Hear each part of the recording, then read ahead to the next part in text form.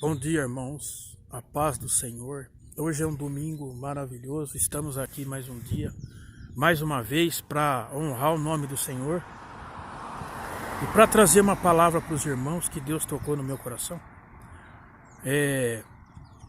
No livro de João, capítulo 1, versículo 1, João diz que o Verbo se fez carne. O Verbo era Deus. E ele estava com Deus desde o princípio. Todas as coisas foram feitas por ele. Nada do que foi feito sem ele se fez. Quer dizer que Jesus era o Verbo. Ele não tinha nascido ainda. No começo, na criação, ele estava com Deus.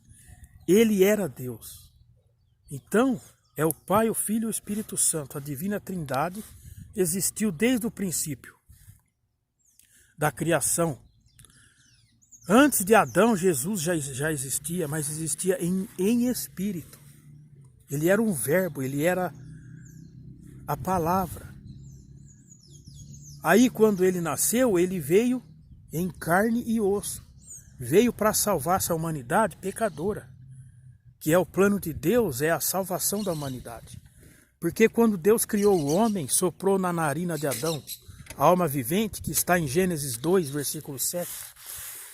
E soprou Deus nas narinas do homem e deu vida. Fez o homem do pó da terra. Mas o homem, que era Adão, pecou, ele caiu no pecado. E quando o homem cai no pecado, o Adão cai, o Espírito Santo que Deus tinha soprado na narina dele, que é aquele Espírito Santo que pairava sobre a face das águas em Gênesis 1, versículo 2, é aquele mesmo Espírito, é ruach em hebraico, é vento, é sopro, aquele mesmo sopro, que é o Espírito Santo de Deus, que Adão recebeu naquele momento, ele sai de Adão quando Adão peca. Então o Espírito Santo, ele é retirado do ser humano, por causa do pecado de Adão. Então ele não poderia mais ter o Espírito Santo, por causa do pecado. Quando você comete pecado, o Espírito Santo ele se afasta, como se afastou de Adão. E a humanidade ficou sem o Espírito Santo até em Atos 2, versículo 2. Quando Deus derramou o seu Espírito sobre toda a carne, lá em Atos, 40 dias depois que Jesus tinha ressuscitado. Aí receberam os apóstolos e mais de 2, 3 mil pessoas no Pentecoste receberam novamente o Espírito Santo. E hoje você tem o Espírito Santo. Você só precisa buscá-lo. Você precisa buscar. Ele precisa voltar para você. Porque dois espíritos não ocupam o mesmo corpo. Quando o Espírito Santo está no seu corpo, o espírito mau vai embora. E quando o espírito mau está no seu corpo, o Espírito Santo se afasta. Se afasta de você, porque você está na carne, você está no pecado. Então o Espírito Santo, ele só vai chegar até você no momento que você estiver santificado com Deus, fazendo a vontade do Pai. Que é o que aconteceu lá com Adão. Ele perdeu o Espírito Santo, foi retirado de Adão. Aí veio as enfermidades, veio as doenças, que ele não ia ter doença. Adão era perfeito, ele não ia ter doença, não ia ter pecado. Ele não ia precisar lavrar a terra para comer, ele ia ter o paraíso, tudo pronto para ele comer. Ele não ia precisar trabalhar, que nem está em Gênesis também. Comerás o que você plantar, Deus falou para Adão. E Deus se retirou de Adão. É isso aí que acontece quando nós pecamos. Quando nós pecamos, o Espírito Santo se afasta. Aí vai vir as coisas ruins, né, irmão? Enfermidade, doenças, você vai sentir vergonha das coisas. É isso aí que o inimigo quer. Ele quer matar, roubar e destruir. Ele é o inimigo das nossas almas. Em Gênesis 1, versículo 1, diz que no princípio criou Deus os céus e a terra. Depois, no versículo 2, a terra era sem forma e vazia. Havia trevas sobre a face do abismo. Havia trevas.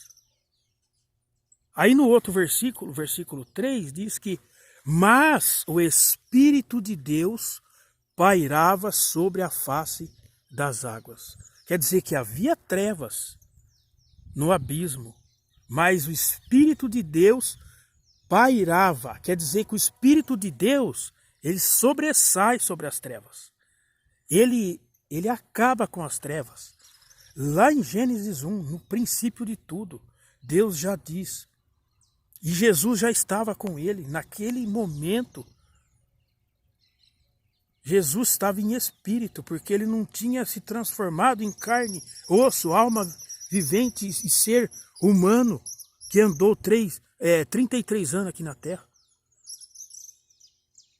E ele foi o Cordeiro imaculado, sem mácula, sem pecado. Ele foi o Cordeiro, ele foi o sacrifício vivo para salvar essa humanidade pecadora, que desde a época de Adão vem cometendo pecados por causa da queda de Adão. O Espírito Santo se retirou do homem e só veio ter o Espírito Santo depois do sacrifício de Jesus na cruz, depois da sua morte e ressurreição.